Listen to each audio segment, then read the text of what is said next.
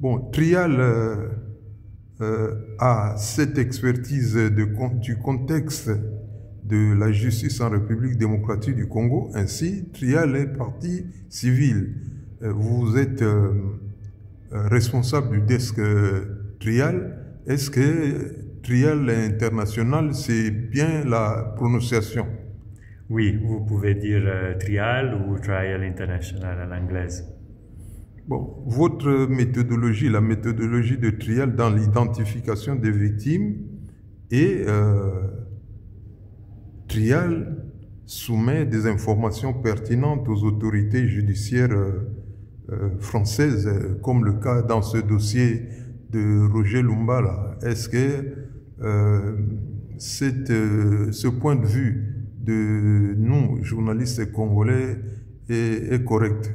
Oui, tout à fait, vous avez raison. Nous sommes actifs en RDC depuis 10 ans et nous avons l'habitude d'accompagner les victimes congolaises des crimes graves qui souhaitent obtenir justice.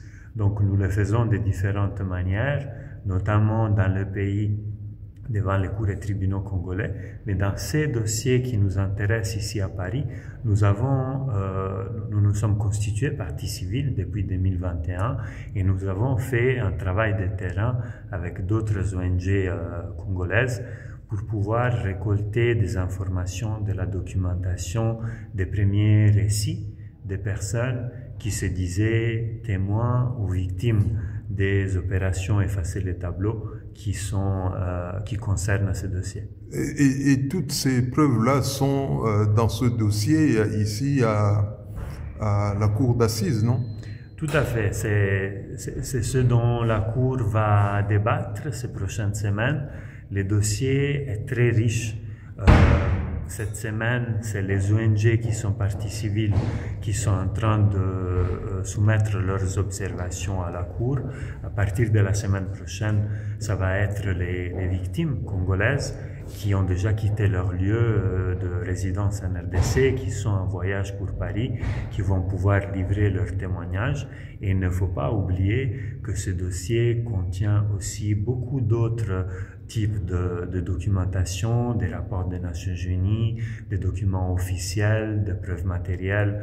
Donc c'est un dossier très riche et nous sommes confiants que la Cour pourra bien établir la vérité sur ce qui s'est passé. Bon, j'ai été dans la salle en tant que journaliste congolais, je vous ai vu témoigner. En gros, est-ce que vous pouvez nous donner quelques grandes lignes?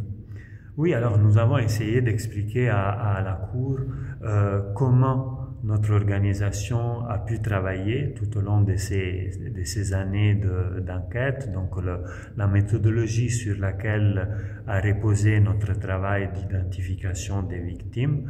Nous avons également pu éclairer la Cour par rapport à l'état actuel du système judiciaire congolais. Nous avons noté les efforts que le gouvernement congolais est en train de mettre en place au niveau du renforcement du système judiciaire national, mais nous avons également remarqué les grandes difficultés à pouvoir bien lutter contre l'impunité pour les crimes de la Deuxième Guerre du Congo, pour lesquels aucune procédure judiciaire n'a jamais abouti en RDC. Et donc nous avons pu expliquer quelle est l'importance pour ces communautés congolaises de l'Est du pays, des provinces d'Ituri et du Nord Kivu, quelle est l'importance qu'elle consacre à cette procédure judiciaire qui pourra pour la première fois faire la lumière sur les exactions qui se sont passées à cette époque. Bon, nous sommes mardi 18 novembre dans le box des accusés. Monsieur l'accusé, le Congolais, l'ancien chef de guerre, Roger Lumbala, est absent. Mais comment cela peut être apprécié par les gens que vous défendez? Et puis personnellement aussi au niveau de votre bureau que vous dirigez, comment cela peut être interprété? Oui, alors c'est difficile de parler pour les victimes. Je pense que chacune a un peu une perception personnelle par rapport à cette stratégie de défense, qui est une stratégie légitime. En même temps, en tant que Trial International, nous regrettons cette stratégie parce que nous considérons que la présence de Roger Lumbala dans la cour pour écouter ce que ces personnes vont dire 20 ans après les crimes, je pense que ça aurait été très important. En même temps, voilà, le procès est long. Peut-être que Roger Lumbala va à un certain moment changer sa stratégie de défense.